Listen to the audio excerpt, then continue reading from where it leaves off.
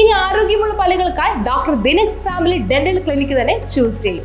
കൂടുതൽ വിവരങ്ങൾക്കായി contact 6238355070.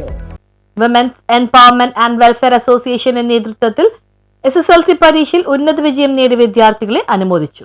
Women's empowerment and welfare അസോസിയേഷന്റെ ആഭിമുഖ്യത്തിൽ SSLC പരീക്ഷയിൽ ഉന്നത വിജയം കരസ്ഥമാക്കിയ വിദ്യാർത്ഥികളെ ആദരിക്കുകയും പഠനോപകരണ വിതരണവും നടന്നു. SSLC വിദ്യാർത്ഥികൾക്കുള്ള അവാർഡ് ദാന ചടങ്ങ് കൊച്ചി നഗരസഭ പ്രതിപക്ഷ നേതാവ് ഡോക്ടർ ആന്റണി കുരിത്തറ നിർവഹിച്ചു. നമുക്കറിയാം, എല്ലായിടത്തും ഡ്രഗ്സിന്റെ വ്യാപക കുത്തൊഴുക്കാണ്. അതോടൊപ്പം തന്നെ നമുക്ക് ജീവിതം തന്നെ ഫാസ്റ്റ് ആയിക്കൊണ്ടിരിക്കുന്നത്. അപ്പോൾ അങ്ങനത്തെ രീതിയിൽ പോകുമ്പോൾ ഒരു മെട്രോ നഗരത്തിൽ നമ്മളിങ്ങനെ പോകുമ്പോൾ നമ്മളെ തന്നെ നോക്കി നടത്താനുള്ള, അല്ലെങ്കിൽ നമ്മളെ തന്നെ നോക്കി മുന്നോട്ട് പോകാനുള്ള ഒരു അവസരം കൂടി നമുക്ക് വേണം. എന്നാലേ നമുക്ക് ജീവിതത്തിൽ പിടിച്ചേക്കാൻ സാധിക്കുള്ളൂ.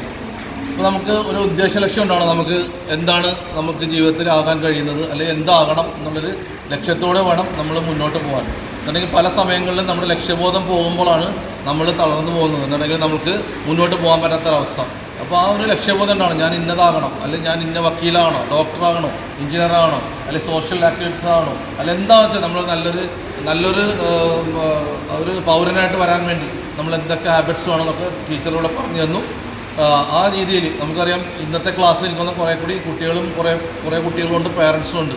ആ പേരൻറ്റിങ്ങും എനിക്ക് തോന്നുന്നു നല്ല ക്ലാസ്സാണ് എടുത്തതെന്ന് തോന്നുന്നുണ്ടെങ്കിൽ അതുകൊണ്ടിട്ടാണ് ആ പേരൻസ് അടക്കം എണീറ്റ് നിന്ന് ഇത്തരം കാര്യങ്ങൾ പറയാനിടയുണ്ടായത്.